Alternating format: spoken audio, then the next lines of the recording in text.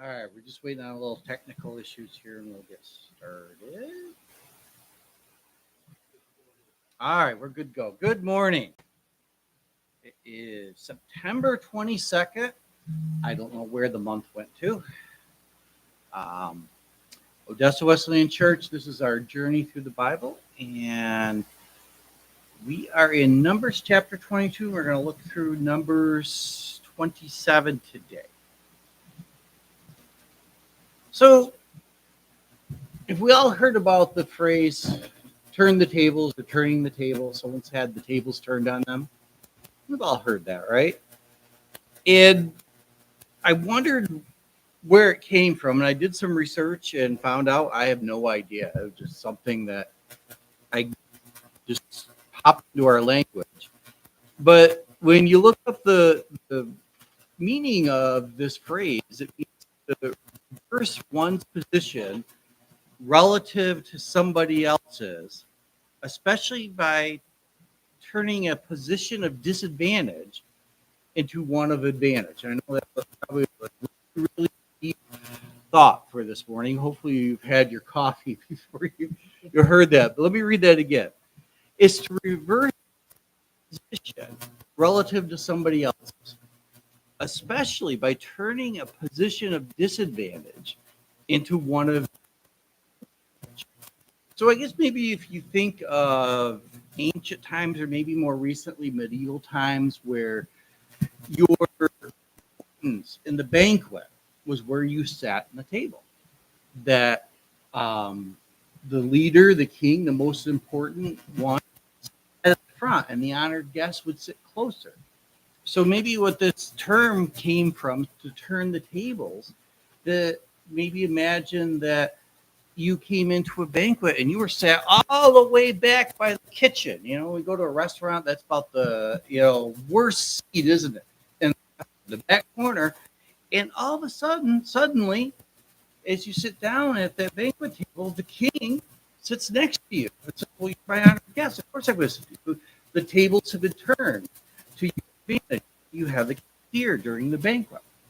So today we're going to see how a seemingly disadvantage to the Israelites was, in a way, changed to a great advantage, and how that was changed by God's power. We're going to see how they're in a situation where, you know, things have really, really got serious as their journey through the wilderness. And you read it and go, well, it's almost over for them. But then God took that, what seemed to be a disadvantage, and turned it into a great advantage. Back here, the Numbers start at chapter 21. You can read down through 22:4. So Israel settled in the land of the Amorites. After Moses sent spies of Jerez, the Israelites captured its surrounding settlements and drove out the Amorites who were there. Then they turned and went up along the road towards Bashan.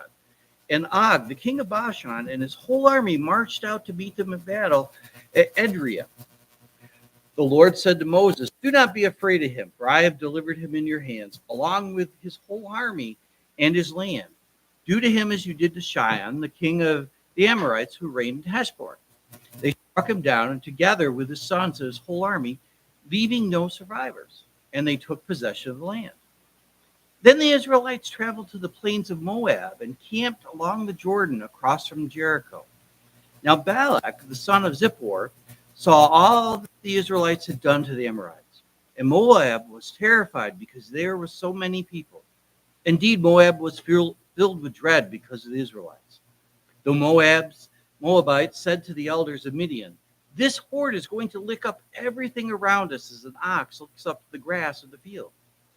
So Balak, the son of Zippor, who was king of Moab at the time, sent messengers to summon Balaam, the son of Beor, who was at Pethor, near the Euphrates River, in his native land. Balak said, a people has come out of Egypt. They cover the face of the land and have settled next to me. Now come and put a curse on them, because they are powerful for me, or they are too powerful for me. Perhaps I will be able to defeat them and drive them out of the land, For I know that whoever you bless is blessed, and whoever you curse is cursed. Then I'll stop there for a minute. So the Israelites were starting to become a great power in this region. That they weren't, this traveling horde, just kind of going place to place. That you notice right back in, the very first part there that I read, that not only were they defeating the kings of the region on the side of the river they were at, but they were settling there. They were starting to establish. And we'll see a little bit later that some of the tribes, because of their more tendency to be herders in the great plains, this was perfect for herding, they ended up settling in this part and making permanent settlements. So as they're traveling through, they keep coming against powerful entities in the area. And again, keep in mind, we've talked about a bunch of times that these people are identified as more genetic or cultural together, not necessarily a nation, that we can again view them as provinces, or another term maybe that we used to use in the 18th century, vassal states of either Egypt or to the northern powers of what what eventually would turn into Babylon or the Syrians, that you sided with one side or the other. So these people kind of served Egypt, but they kind of were independent too. As long as they kind of collected their taxes and allowed the Egyptian army and trade to march through their land unhindered and every once in a while join a war, they were at peace with Egypt. But all of a sudden, this people group that came out of Egypt, all of a sudden is walking through their land. And at first, the Israelites, remember we talked about the last couple of weeks, they request, hey, let us just walk through. We just want to travel through. We're not going to stop even to water our herds or anything. We're not going to harm you. We just want to use the main highway. It would be very, very the same thing. Like Route 224 goes through the middle of Odessa. It's a state highway. Anybody's allowed to use it.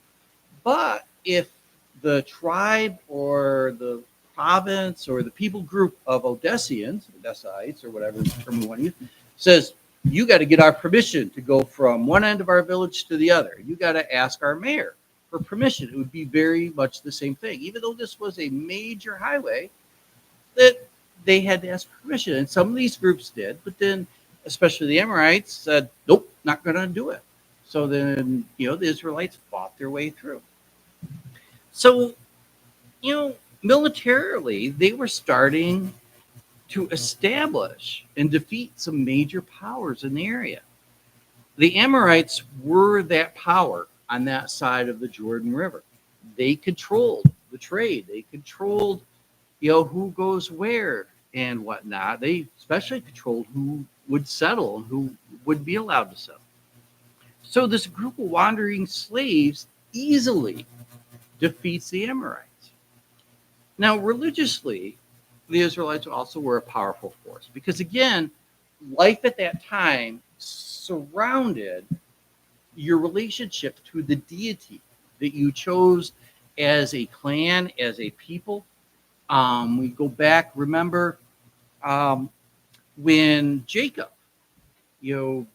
when he and his wives left his father-in-law's home, his wife stole the idols that his father-in-law worshiped, because if you possess the idols, the objects of worship, you were the leader, because there was a political leader and a religious leader.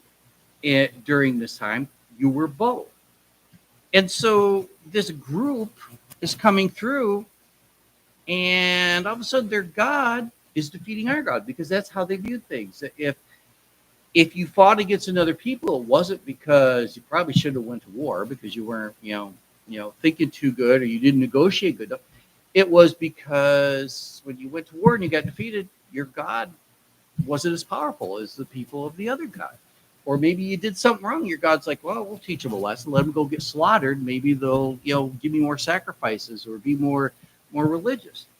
So all of a sudden, this God that nobody knows about, because if you do research of the Canaanites, and this is what we're talking, the whole region of what would become the Promised Land, that the Canaanites, in a way, worship the same deities. They may have called them in different names, but they're very similar. Like if you would look compared more recently to the Greek and the Roman gods, basically each of those gods they viewed is the same way, just had different names. And that's where, if you read Greek mythology, that you see that the Romans adopted that because that was the Greek world at that time. More people were influenced by the Greeks than they were the Romans. So the Romans kind of adapted, changed the names to their gods, but they still had the same stories. But this people group, again, slaves, defeated Egypt, the power over the Amorites. So again, think of, your more powerful country to the south, let's say the United States, and all of a sudden this group comes out of the United States and crosses the Great Lakes into Canada. And these people are there, and all of a sudden you're like, wait a second, this powerful nation just got defeated by these groups of, slaves, and not even military. They didn't draw a sword. It just all of a sudden God got very angry, defeated their gods, and now all of a sudden they're in our territory. And it's not just a deity issue. These group of slaves all of a sudden are becoming very good warriors, and they're prosperous. They have all this riches. Look at their tabernacles we talked about a few weeks ago. The amount of gold and riches and jewels just in their object of worship. These people were just runaway slaves. These people were very rich and prosperous. And they were multiplied. So, and not just that the word of God, but remember, the Israelites are being still led to this point by the pillar of fire and that cloud. Now, if the Israelites could see that, do you think everybody else around them can see it? I think so. I mean, think about that for a minute. If you're being led by a pillar of fire, one, that's got to be a pretty big pillar of fire. We're not talking like a little candle here, folks. We're talking a pillar, like blazing sun. And if that's moving and these people are following it, and behind them is this cloud, so if you try to pursue them, all of a sudden you're like in a thick, deep fog. You can't see anything. You can't, see the next person next to you. That would be a little scary, I think, to the powers that be in this area, that we've never seen this before. Our gods don't do that. Our we talk about our gods and they're made of metal or wood or gold or whatever, and we do all these little acts, but it doesn't appear in fire and a cloud. This God's kind of, means some serious business here. So something had to be done. The next powerful king that the Israelites were approaching was here in the land of Moab. And their king, Balak, is like, he's concerned. I think he's very, very concerned. And so his elders, his leaders of all the other little tribes, settlements, come to him and say, you're the leader. Do something. Now, again, throughout the history, keep in mind the democracy that we have here in this country and world history and human history is very young. I mean, it's compared to the rest of civilization, it's still really in its infancy. We've only been, democracy as a way of people establishing a government has been around less than 300 years, considering the tens and tens of thousands of years that human beings have had civilizations. So if you're a king at this time period, and even up to, and even in some of our nations of the world today, their governments established that you have to have a tight grip on power. And if you can't provide for people's needs, if you can't protect them militarily, then they'll find somebody else to put in your place. So this king wasn't there, because of hereditary. He wasn't there because he was elected fairly or unfairly. He was there because he beat down the other dogs, fighting over the bone. He was the top guy. But with wild dogs, when you're fighting over the bone, there's always going to come another stronger one. And if he could do something about this group that's defeating all of his enemies, or at least the people he kind of tolerates, if they haven't, been defeated yet in battle, and all his people are terrified, they're quaking in their boots, that he needs to do something. So the something that he did, instead of gathering his army and attacking them, and certainly you would think that he would negotiate with them. But remember, we talked about very beginning about this concept of covenant, a form then of what we call a contract. That if he approached the Israelites and said, hey, let's make peace, that a covenant is made between a stronger party and a weaker party, right? Normally, in human actions, the stronger party doesn't approach the weaker party and say, hey, let's make peace, let's get along. The stronger party pulls out his sword, pulls out his purse, and defeats the weaker party. So if Balak approached the Israelites, approached Moses and said, hey, let's make peace. What do you need to do to leave my people alone, to travel through? What do you want? What's he saying? He's saying politically, I'm weaker. And if he's weaker, he may have a little peace for a few minutes with the Israelites, but eventually Balak and the Moabites are going to move on. They're going to get pushed out of their land. They're going to get amalgamated with the people of Israel. So, and he knows these people are pretty powerful militarily, and their God seems to be very, very powerful, doing something abnormal. So he takes a different tack. Let's look down at go back to chapter 4 there, and verse 24, verse 4 in chapter 22. So Balak, the son of Zippor, who was king of Moab at the time, sent messengers summoning Balaam, son of Beor, who was at Pethor, near the Euphrates River, in his native land. Balak said, a people has come out of Egypt. They have covered the face of the land and settled next to me. Now come and put a curse on these people, because they are too powerful for me. Perhaps then I will be able to defeat them and drive them out of the land. For I know that whoever you bless is blessed, and whoever you curse is cursed. Then the elders of Moab and Midian left, taking with them a fee for divination. When they came to Balaam, they told him what Balak had said. So Balaam decided to take a religious point of view that you will see throughout the history of the Mideast, that again, that many instances that not just the leader is the top military guy, but in many cases you'll see that they are priests. And so who is this Balak that they're going after?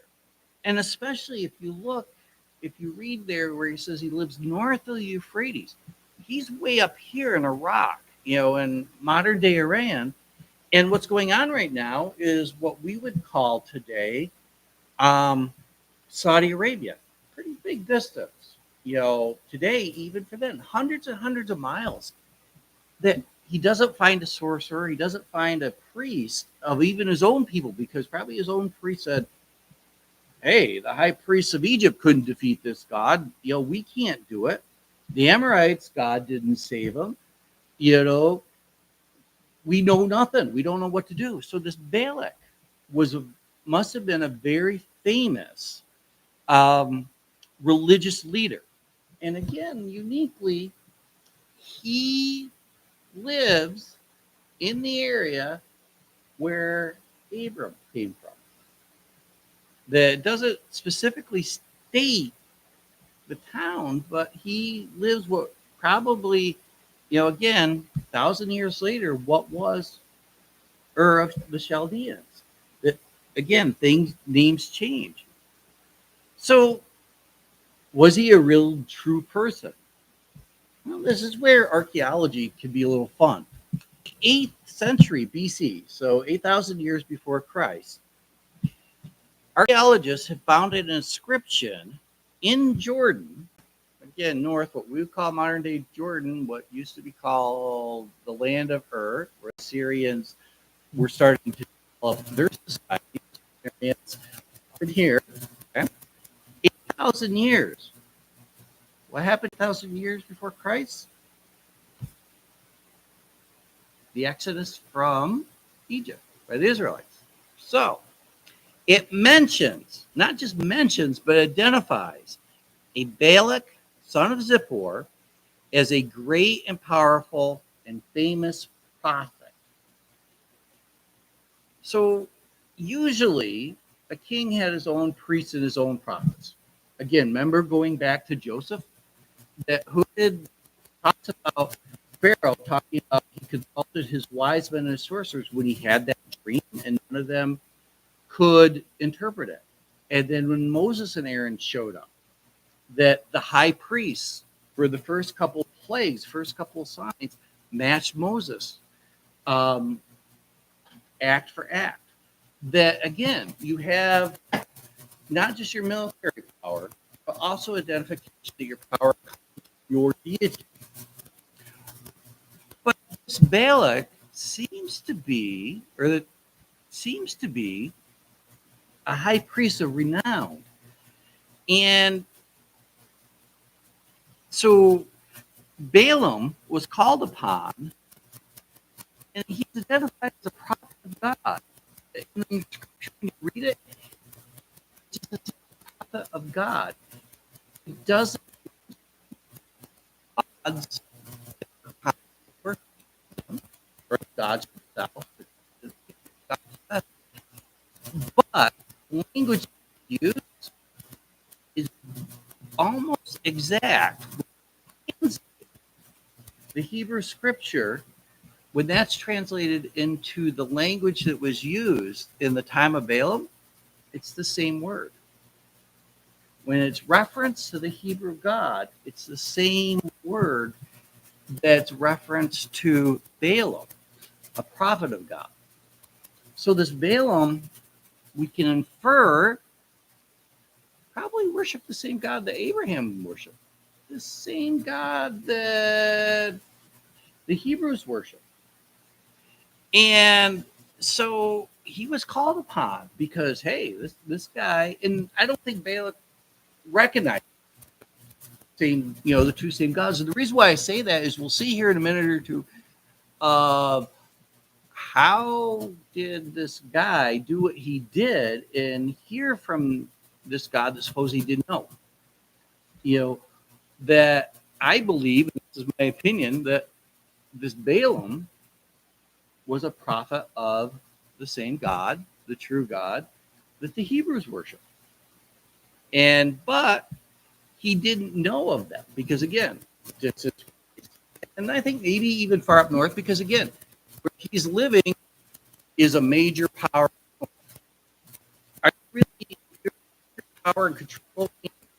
Are you really?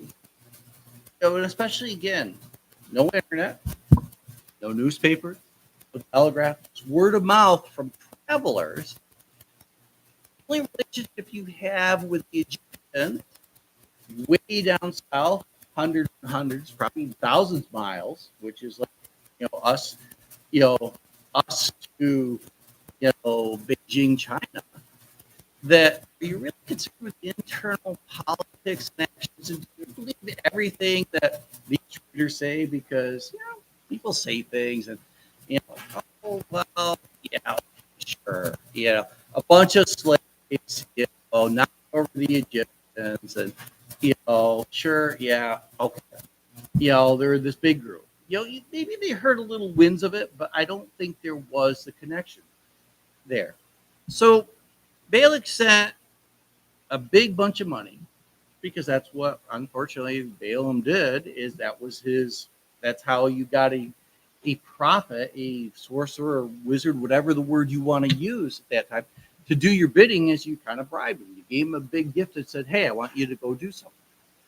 So what Balak thought is, hey, this Balaam guy serves this God, and he has this reputation that the gods. So why don't I get him to come down and curse these people and weaken them, and then I can pull out my sword and attack them because their God's very powerful, and I've heard that this guy Balaam served, his God's very powerful, so maybe we can have a deity against deity, but yet Balak I don't think Balaam at first realized the same God, that Balaam's serving, that the Hebrews are serving, the Israelites are serving. So it may seem a little strange to us. Why would a servant of God, curse others? Why would that happen? Again, keep in mind the distance of land, and the message seemed maybe it was the enemies. Maybe Balaam's thinking, well, maybe these guys are spazzing out because maybe this is some kind of Egyptian plot to dress up their armies as, these slaves and whatever, like they had a slave uprising. And, the Egyptians are kind of in a turmoil. And hey, if your enemy, the next powerful, nation that you're always battling economically and politically against seems to be in uproar, hey, that's a good thing. So, okay, yeah, I'll go down and sow some more seeds of discord because, again, keep in mind you have the power to the north, whatever name we want to call it, because that seems to change a lot. And then the Egyptian power throughout the history of the Mideast, pretty much, even though it's different people groups that lead it, it's still called Egypt. And then you have the people in between, the Mideast, where the trade goes through, where one army marches against another army.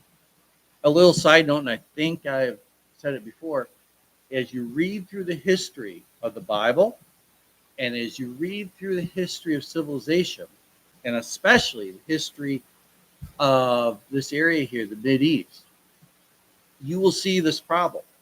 You'll see Egypt, you'll see whatever power is controlling the north, and in between everybody else.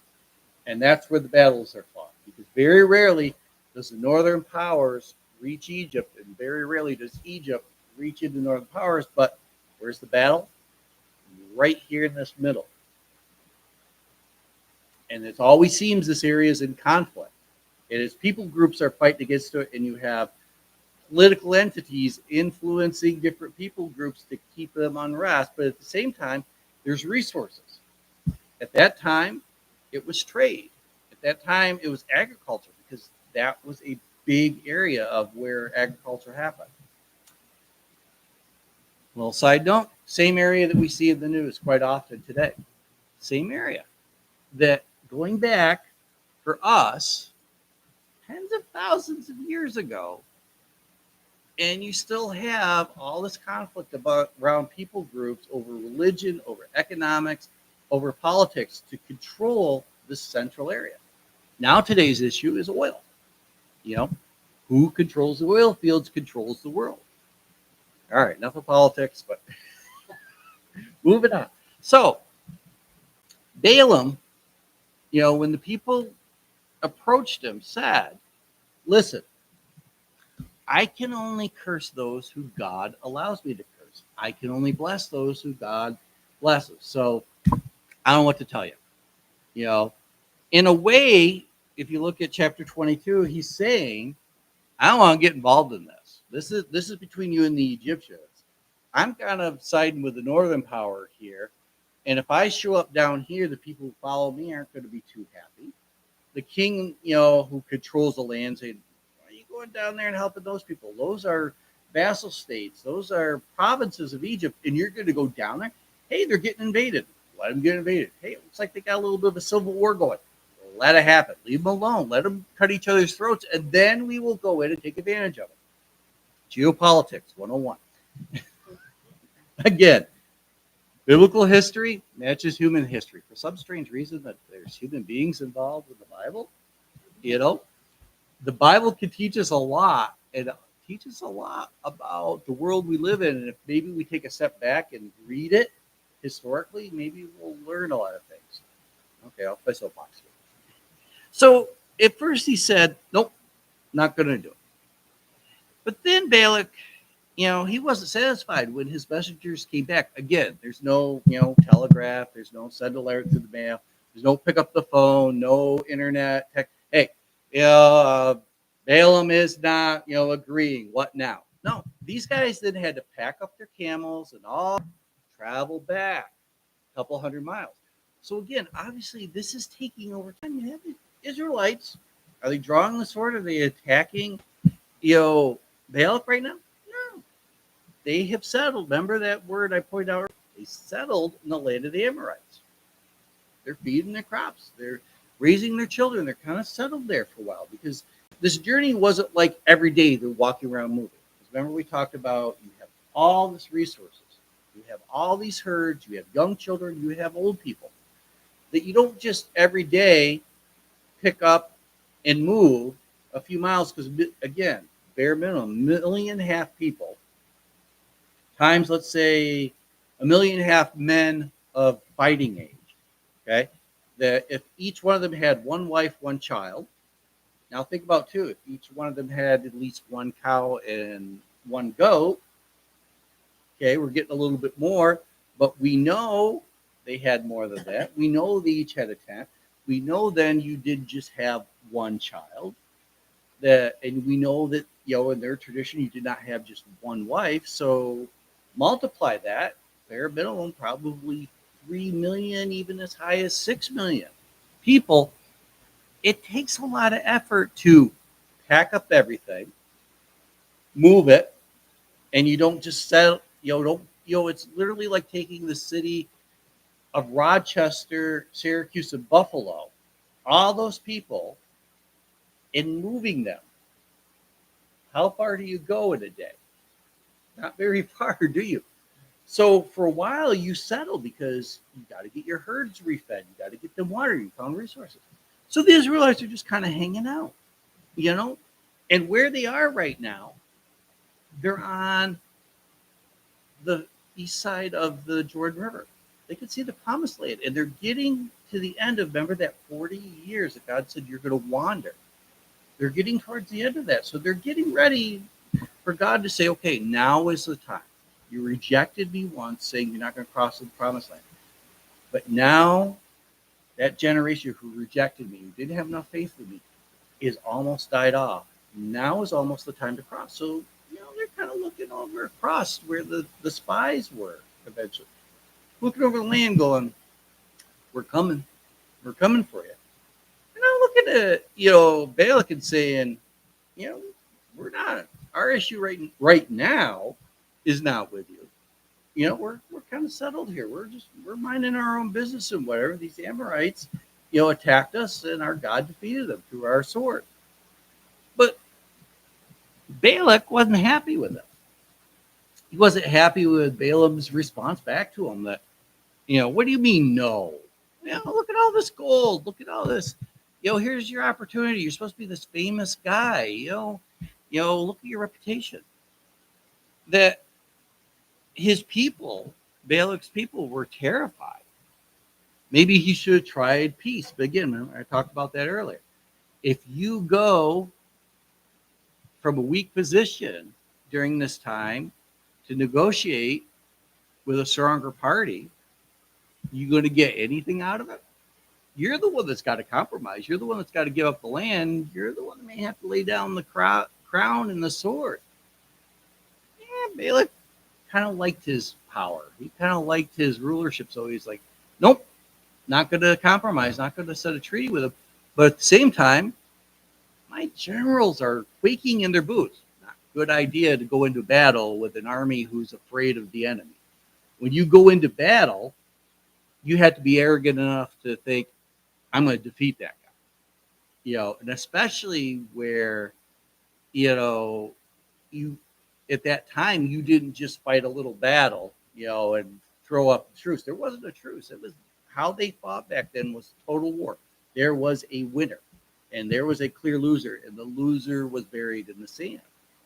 So Balak's like, these guys are pretty powerful. Some of the enemies that I have around me that I've been having tension with, they defeated him. And then there's again the whole God thing. That this God that my priests have been worshiping, we've been doing sacrifices that my neighbor groups do in a form. They're getting their butts kicked. This God defeated these great, powerful gods of Egypt. Pharaoh, who's supposedly, God in human form. So let's try a greater bribe. That'll work. And Balaam fell for it. I think maybe Balaam's like, okay, fine, whatever, I'll go. So again, but he did tell the messages once again.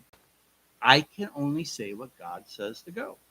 So Balaam hops on his donkey, takes a long ride, and this is how God turns the tables. Because again, think about the Israelites. You got the Moabites there who, again, had their kingdom was not just on one side of the Jordan River, but the other side of the Jordan River. That, the Israelites are kind of looking at them. These guys are kind of tolerating us, but we know eventually we're going to have to fight a battle here. And then, this Balaam shows up. Got a reputation in the area. And it seems all of a sudden the Moabites are like, a little bit strutting their march, aren't they? And they seem to be sharpening their sword. What's going on here? Something's changed all of a sudden. First, these guys were kind of, hey, we don't, you stay there, we'll stay there, and we're good. There was contention to all of a sudden, that if you start seeing your enemies sharpen the swords and getting, stacking the army up, that something's about to change in the neighborhood. So Balaam's traveling along, and this is where I believe that he was a worshiper of the true God. He's traveling, all of a sudden, and he's not, again, keep this in mind, not traveling alone. He's traveling with the messengers that was sent from Balak. But I think also he probably had his own entourage, because I think he had to have tents. He had to have the servants. He was a prosperous man. So he's traveling along, and all of a sudden his donkey just dead stops. He's like, what are you doing? And he yanks it around and finally gets the donkey moving again and travels on. And again, the donkey does a dead stop again. What are you doing? The third time, the donkey just lays down on the ground. Well, Balaam gets mad and he starts to beat the donkey. And all of a sudden, this is kind of neat. Sometimes the Bible we read and go, what? All of a sudden the donkey goes, what are you doing? Now, here's how angry Balaam was that he wasn't thinking. Because I think I would have more of a reaction to say, well, you won't, keep traveling, you keep stopping, and now you almost threw me off. He's having a conversation with a donkey. I would stop and think, if all of a sudden I'm having a conversation with a donkey that I was riding, I kind of take a step back and go, okay, what's going on here? That this donkey said, I'm saving your life, because there's an angel standing there with a fiery sword that, if you kept going that way, would strike you dead. That God's barring your way. Now, where did we see the angel with the fiery sword? Way back at the Garden of Eden, when Adam and Eve were kicked out of the garden because of their sin, that God placed an angel with a fiery sword at the gate of the Garden of Eden to prevent humankind from going back into the garden. God sends another angel the same way. That God's serious here, trying to get Balaam's attention, because Balaam did the right thing the first time and said, nope, not going to get involved in your geopolitics. God can only, I can only curse those who God tells me to, and I can only bless those who God tells me to. So God finally sends 3 times this angel to block his way to get his attention. And so finally, through the mouth of his donkey, Balaam listens. And God places a commission on him. He says, now, I'm not going to tell you to turn around and go back home. You're hired and you took money to go curse these people. Guess what? You're my servant. you're going to bless these people. Not just once. Look down through here in chapter 22 and on. 6 times. First time he gets up on the mountain, he sees the great spread, the settlement of the Israelites. Balak's sitting there getting ready. He's got his generals all, the soldiers all ready. As soon as, Balaam gets done with that curse, Balak's going to, wave the flag, blow the trumpets, and attack them, wipe them out of the face of the earth. So he's standing there, waiting. Balaam, goes through the religious act. He offers up the sacrifices to God. He listens to God. And what comes out of his mouth? These people are blessed by God, and they will prosper wherever they go. They will multiply. They will defeat their enemies. Balaam's like, yeah. What? No, wait, what? I paid you to curse them. Balaam looks at him and said, didn't I tell you twice? 3 times? Even when I stood before your throne.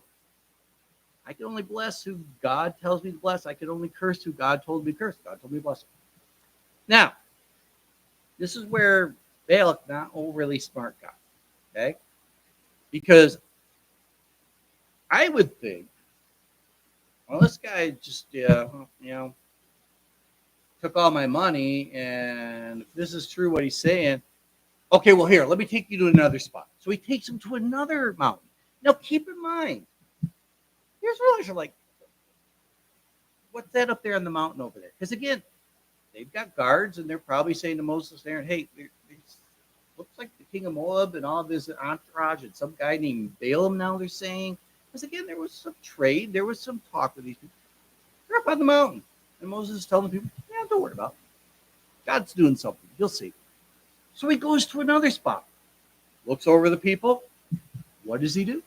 Gives a greater blessing than the first one. Not just he blessed, but he says, God's really, really going to bless him. Balaam's like, or Balaam's like, what? Listen, okay, fine. Let's go to another one. Maybe if you look at them over here, how much of a threat, because these people are threatened. If they defeat me, they cross that river. Oh, you guys are next. Balaam's like, okay, whatever. You're paying me, dude. The check's cleared the bank. I'm here to, do whatever you want. Goes to a third spot. What does he do? Blesses them again. And then he goes on from that. He doesn't stop talking. He goes, not just will these people be prosperous, but they're going to defeat you. They're going to defeat your enemies. They're going to defeat your enemies' enemies. They're going to rule the land, and the memory of you will never exist. Not a good thing, for a ruler, that if you're told that someday people won't know your name.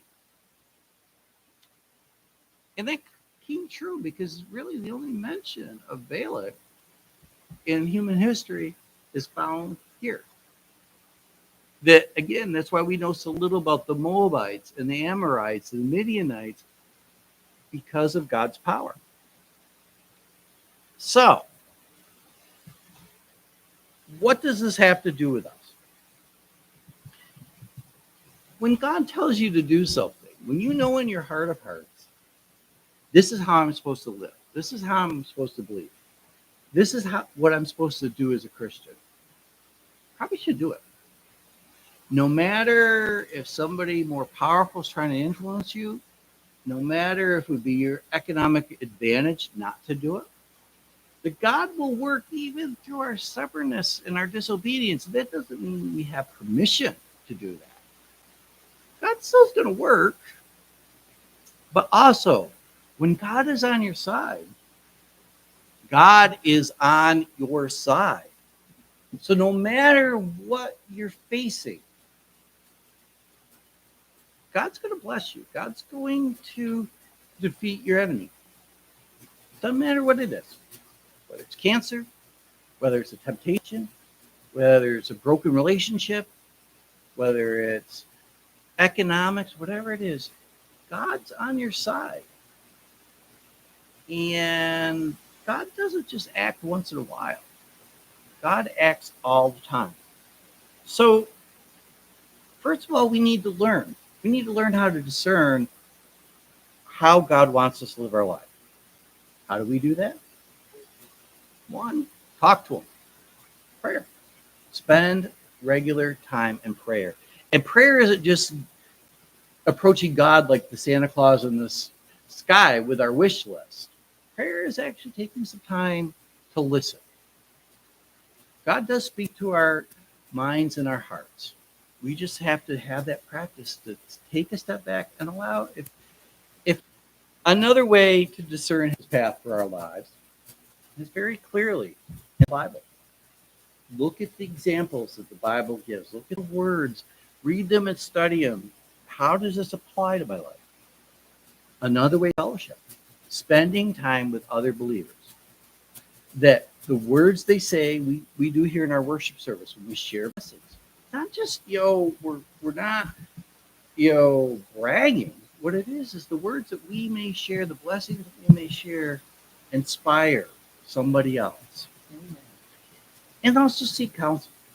Have another Christian in your life where you can go and say, I've got this in my head, and I keep thinking God's saying this. What do you think about this? To give you discernment, to bounce that idea off. And then follow God's path wholeheartedly and obediently. Sometimes we're riding our donkey on our way, and God puts up a roadblock. And we get really angry about that. Sometimes we need to take a step back and go, why is this roadblock there? Am I going on the wrong way, or does God want to give me some direction as I'm riding on the path of life? But the whole point is stay on the path. And no matter what the temptation or the influences is, I mean, Balaam also almost failed God. He was finally, okay, this guy's got a lot of money. Yeah, well, I'll just, hey, people of Israel, God doesn't like it. Okay, am I done? He could have just did something that simple. But God said, no, you're not going to curse these people because you're the one out of your own mouth said, I can't bless anybody unless God says bless them. I can't curse anybody unless God curses them. So realize who the root of your life is as a Christian, and that's God. God's the core of your life, so keep to that core. All right. So next week, we're going to be in Deuteronomy, chapter 1 through 3. I promise we're going to be in Deuteronomy next week. Let's close really quick in prayer. God, we thank you that you have blessed us greatly in our lives. And we thank you that you have so much more blessings available to us.